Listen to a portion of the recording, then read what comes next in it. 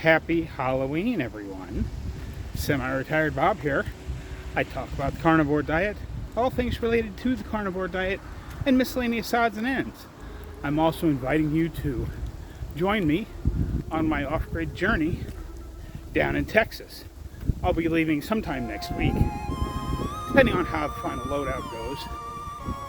I'm sure you can probably hear the wind is blowing. Hopefully you can hear some of it, but I thought this would be a good chance to get out, take a walk in the evening, and perhaps see some lights. Hopefully, some Halloween decorations. Let me turn the camera around. And then with the magic, after the car goes by, with the magic of Zoom on my editor, hopefully I'll get you guys a little better look at that stuff. And some people put their Christmas lights up. Ouch. And use those as decorations. Like this house across the way here has, they look like Christmas lights, but if you look closely, they're orange. And there's a little spider on the edge there. But anyway, walking up, I'm starting up that long hill that I walk fast up after I get across the street here. If you're new to the channel, welcome. I'm glad you're here. Thanks for stopping by. What you're watching is you're watching me walk. I know that doesn't seem exciting, but 2.5 years ago, I couldn't do this. I could barely stand for a couple of minutes without severe pain. Now I'm out here walking every day. It's going to be a little dark because it's almost 7 o'clock in the evening here. But I thought it'd be nice to get out and show you a couple of the houses that we've seen with their Halloween decorations. Perhaps we'll see them even prettier or spookier with it dark out and the lights on. There's a little bit of glow from the sky behind me, and we're going to get some glow from street lights. But that's about it. I have a couple of quick topics today, but while I finish working my way up this hill,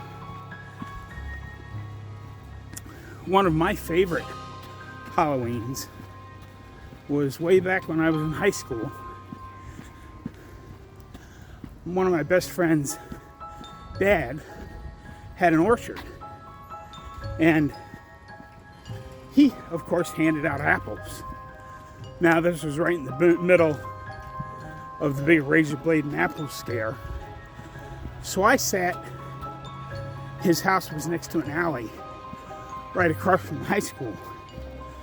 So I sat in the alley with a recollection bin, because most kids were taught to just throw away apples if they got them. So my friend's dad handed out about 3 bushels of apples, and I got about 1.5 bushels back in the recollection bin, which was okay with me because I got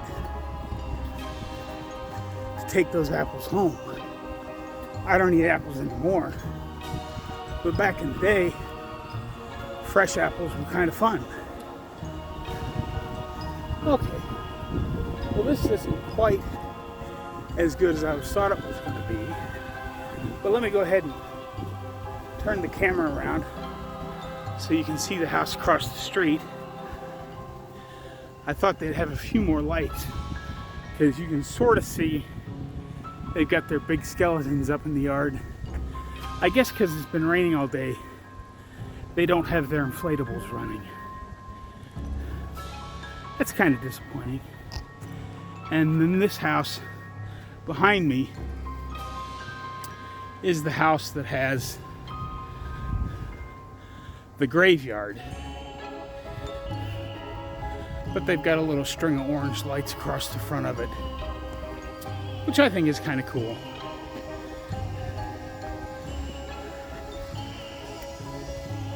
But it is Halloween. With the price of candy, I'm just going to have my porch light turned off tonight. I'm actually recording this the night before. I'm going to leave my porch light off, but I haven't given out candy for a couple of weeks, or a couple of years, because I just don't feel it's the right thing to do now that I know what I know. I'm not saying don't let your kids dress up and go out and have fun, but know what they're eating, especially some of those popular candies that have all the bright colors in them. My suggestion for that is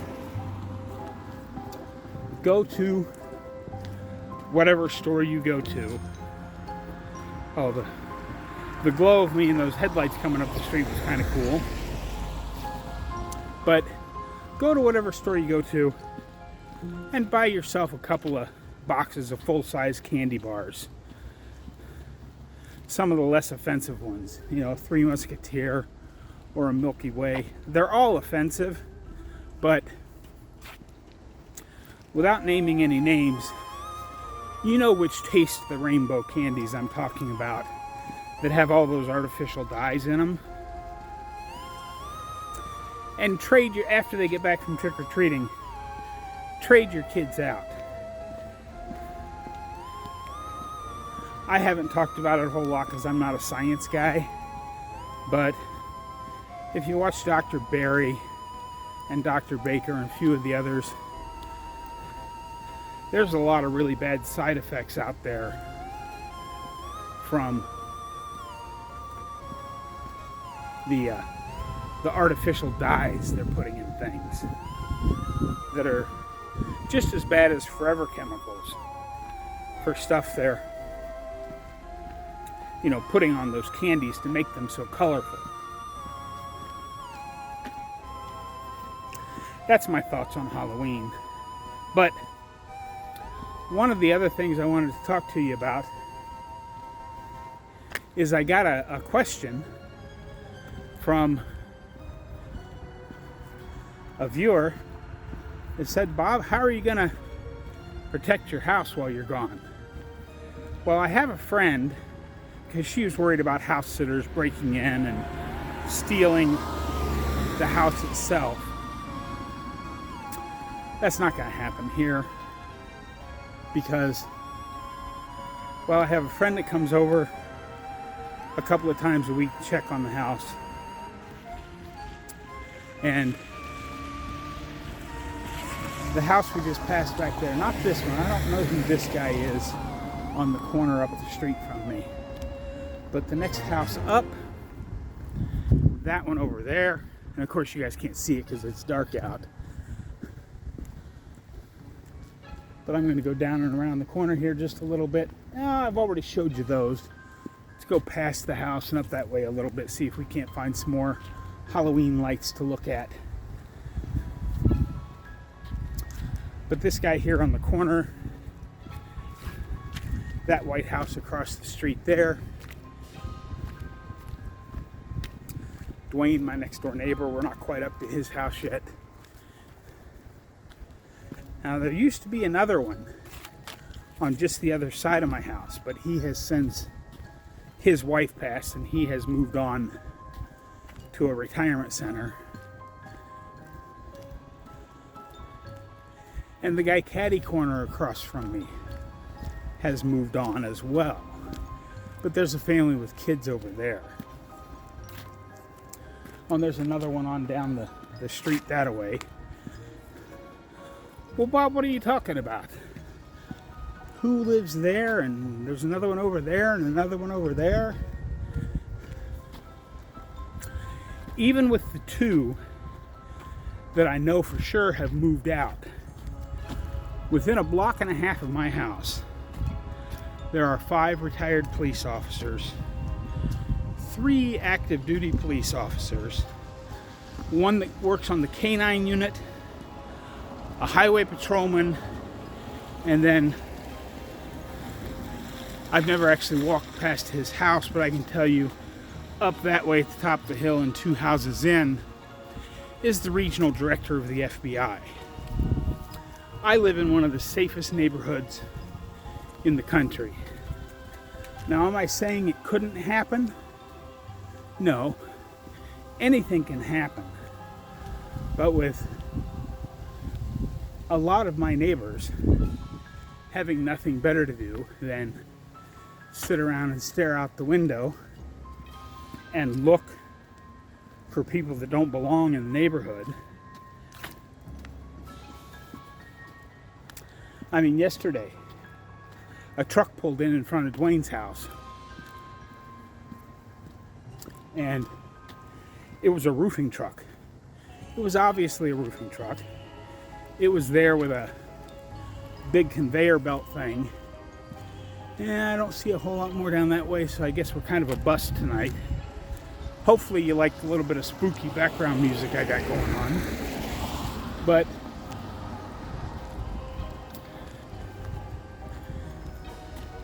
they were just out here to load all of the roof repair supplies in on top of Dwayne's house.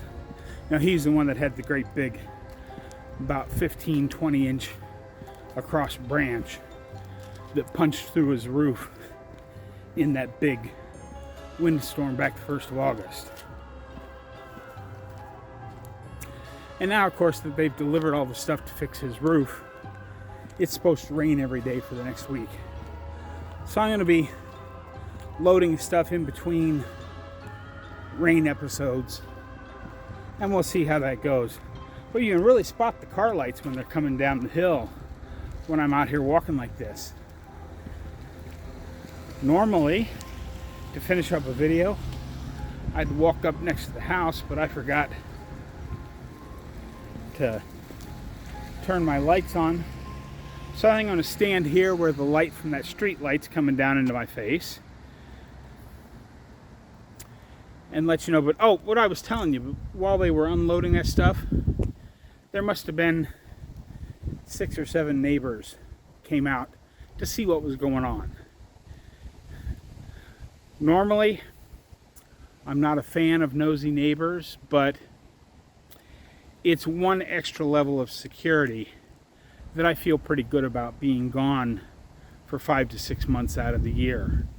That I know between all of my neighbors, plus the guy that comes by to check on the house, it's going to be fine. I'm not that worried about it. But it is Halloween. I hope you can get your kids out and have some fun. Or if your grandkids come over, have some fun with them. As a carnivore, I'm not saying don't let your kids eat candy, because kids are going to be kids. But I would still suggest being cautious of the ones that are very brightly colored. You know, the taste the rainbow kind of thing. But yeah, maybe, you know, buy some bigger candy bars. I've already said that. Or perhaps just buy their, after they go out and have the fun of collecting it, buy a majority of their candy from them, put that money into something that they can use for whatever else they want to. There's plenty of places you can donate candy.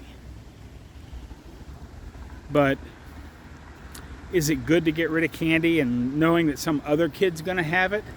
Well, no, but there's a bunch of kids out there that are going to have candy, regardless of how we think about it or feel about it.